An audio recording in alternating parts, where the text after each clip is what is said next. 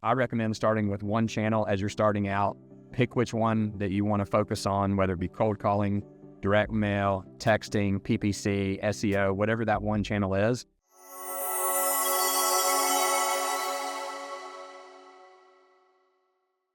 When you're deciding that you want to go into real estate and be a real estate investor, you obviously want to determine, do you want to flip houses? Do you want to wholesale? Do you want to buy and hold? What are the different things that you're interested in doing? And a lot of times when I talk to people, they'll say, well, I want to do all the above. I want to do whatever makes sense, whatever I can make money doing. And so that's what we do. We do all the above, and a lot of the investors that we work with do all the above. So when you're evaluating a property, you're going to look at it from different costs and different standpoints to determine that specific property. Is it better to wholesale it? Is it better to flip it? Is it better to buy and hold it? So you're going to obviously run the numbers. But I think the most important part of that process, once you find a property and or once you determine what the market is that you're going to operate in, the next most important thing is to think about your marketing and how are you going to find the properties. And there's a bunch of different ways that you can find properties. There's a bunch of different marketing channels. Some people, as an example, operate by buying properties off the MLS or the FMLS, and in the Atlanta market we have a FMLS in addition. But it's really hard to find property on the MLS at a price that you need to buy it as a real estate investor. And so you can try to buy off the MLS. So you find an agent, you hire them to go find you property, you kind of tell them what your buy box is, what you're looking for. But at the end of the day, they're competing with everybody else in the world. The MLS is open to anybody who wants to buy properties, and most of the time people buying properties on the MLS are retail buyers who are buying the house to live in themselves. And so it may need a little bit of work. They're willing to put in a little bit of work, and then they're going to live in the house themselves. There are times where you can find a highly discounted property, a deeply discounted property on the MLS. But again, most of the investors who have established themselves in that market are already using agents to try to find those properties. So there's a high level of competition. So then if you decide, okay, MLS is probably not for me, and I would recommend not starting with the MLS, not starting with an agent because of all the competition that you find. If you decide you're going to go direct to seller, there's 10 or 15 different marketing channels that you can go down in order to find what we call off-market properties. And so cheap ways of doing that, and obviously the more successful ones cost more money. The cheaper ones are a little bit harder to find property, but they don't cost as much. And some of those can be looking for properties on Facebook Marketplace. So you can go on Facebook and there's people who list houses for sale on Facebook. And so you can search, spend hours and hours searching on Facebook or other online platforms, on Zillow, on other platforms like that, to try to find properties that meet your buy box, run the numbers on them, see if they work. There's no cost in doing that. It's not going to cost you anything other than your time.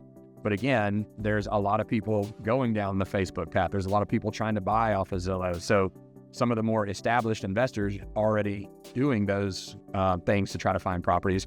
And so it's a little bit harder to find properties that way. Again, doesn't cost as much, but it's much more difficult to find properties. So then when you get into what we call direct to seller marketing, so I'm going to go out and I'm going to find a property that somebody wants to sell before they have it listed on the MLS, before they hire an agent to sell. And so you can buy data. There's a lot of different data providers that are out there, and you can buy data just like credit card companies do, and magazine companies do, and newspaper companies do.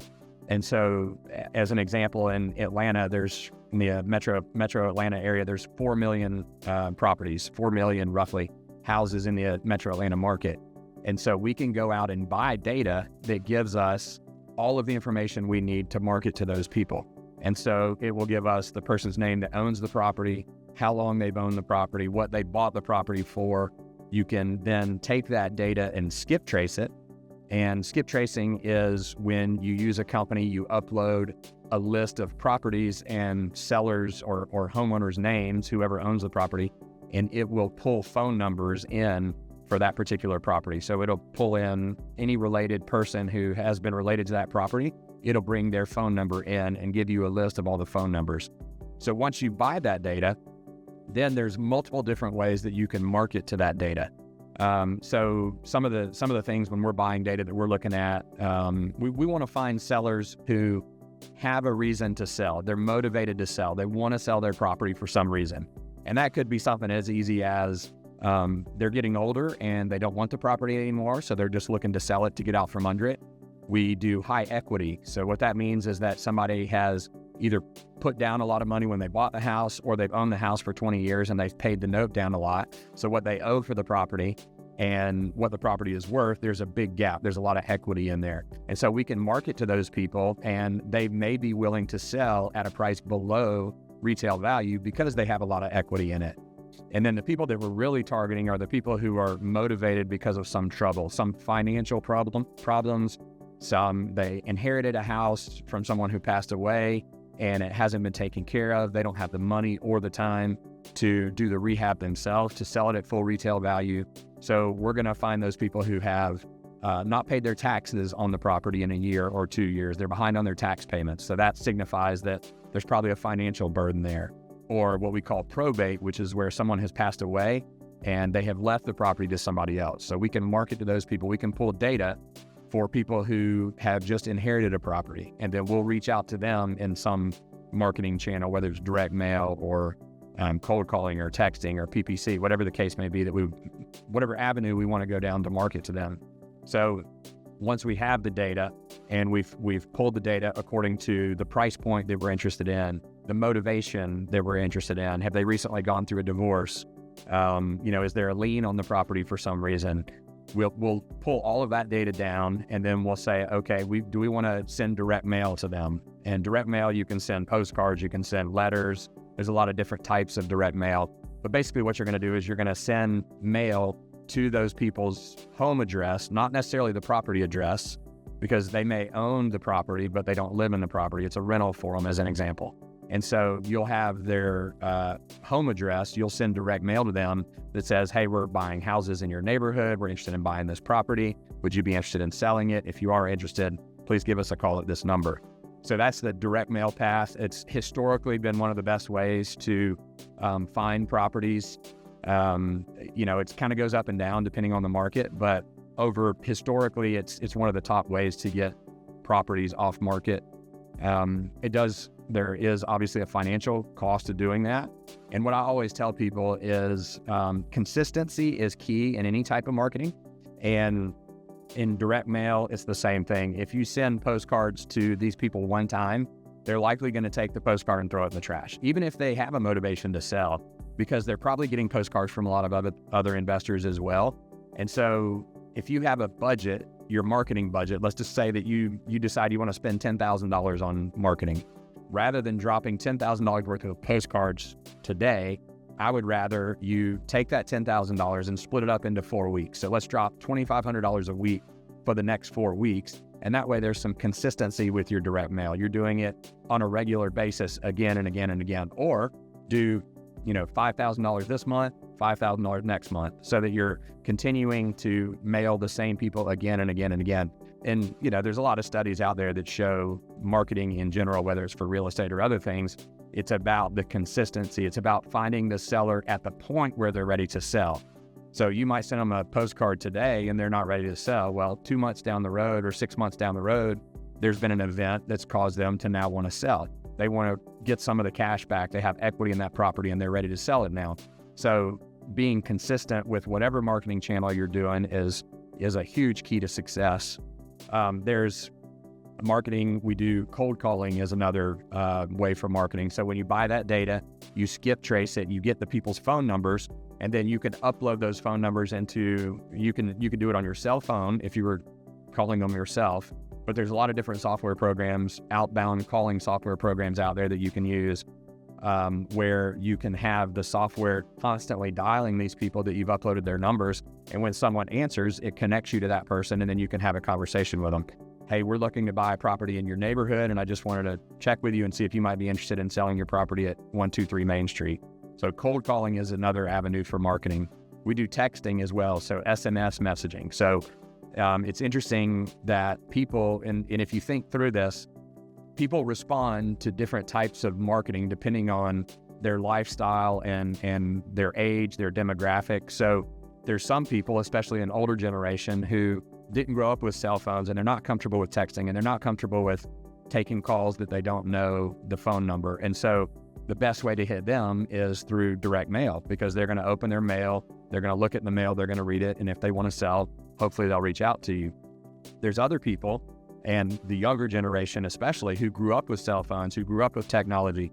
They would rather text than to get a piece of mail. Every piece of mail they get, they're throwing in the trash. But they'll respond to a text. They may not respond to a call because they don't want to waste time talking on the phone. And then others will respond better to a phone call.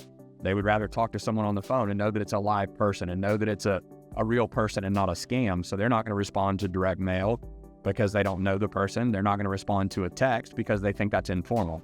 So when you reach out to them with a phone call and they realize that it is a real person, they are interested in talking to me about buying my house, they respond better to a phone call, to a cold call, than they would any other channel. And there's many different ways. There's bandit signs is another type of marketing channel where you have signs made that said, we'll buy your house, call this number. You put the signs all over the county you want to buy in, or all over the neighborhood you want to buy in. Obviously, pay-per-click, PPC, is a huge one. SEO, which is search engine optimization. Those are where you can do it yourself, or you can hire a third-party company to do PPC marketing for you and SEO marketing for you. And they'll actually create a landing page and then push that out to either social media or to YouTube or to Google search, to Google ads, so that if somebody goes in, as an example, you can pick search terms. So sell my house fast or sell my house for cash. And you can put in the city that you want to be in, and those companies that are handling your PPC or SEO will push that landing page that you're using out to those people who are searching those terms. So if somebody searches sell my house for cash in Atlanta and we have a PPC campaign, it will pop up in the Google search or whatever Bing or whatever search engine they're using. And when they click on it, it brings them right to your landing page, and they fill out a very basic amount of information: name, phone number, property address. And then when they hit submit, it automatically notifies us that there's someone who said they are interested in an offer on their house. And then you can reach out to them by calling them or emailing them and trying to start that conversation with them. So marketing is a huge part in all real estate that you're going to do. It's probably one of the first steps and one of the most important steps that you're ever going to do in being a real estate investor is figuring out your marketing channel and starting with that. I recommend picking one to start with if you're a new investor and becoming really good at that one marketing channel. A lot of times, those of us who've been doing real estate for a long time, we might be utilizing 5 or 6 or 7 different marketing channels at any given time just because we have experience with it. We did direct mail, we got good at direct mail, and then we added an additional channel. As we grew and scaled, we added texting, and then we added cold calling. You can start with cold calling and then become really good at that, and then add texting or add PPC. So you really have to pick one, in my opinion, to start with and become really good at it, and then add to that. And I think ultimately, at the end of the day, the best thing to have is a minimum of 3 marketing channels as you grow. Think of it as a 3-legged stool. And the reason is because not all marketing channels work the same all the time. They differ. It's one of the hardest things about this business is knowing which marketing channel is going to work. So if you're doing cold calling, which historically has been a very good channel for finding properties as well, it may work great for 6 months, and then all of a sudden it doesn't work for 3 months, and there's no rhyme or reason to it. But if you're also sending direct mail and you're also doing texting, let's say those are your three-legged stool, those are the 3 different marketing channels that you're utilizing. If cold calling's not working right now, well, text might be working, or direct mail might be working, or PPC might be working. So ultimately, I think it's important to have a minimum of 3 different marketing channels that you're using as you grow. But again, when you're starting out, pick one of those marketing channels. Cold calling and texting are usually less expensive than sending direct mail because you can do that yourself. Once you buy the data, skip trace the data, then you have the phone numbers. You can send the text using software online, or you can make the phone calls yourself. And so you're not paying someone else to do it.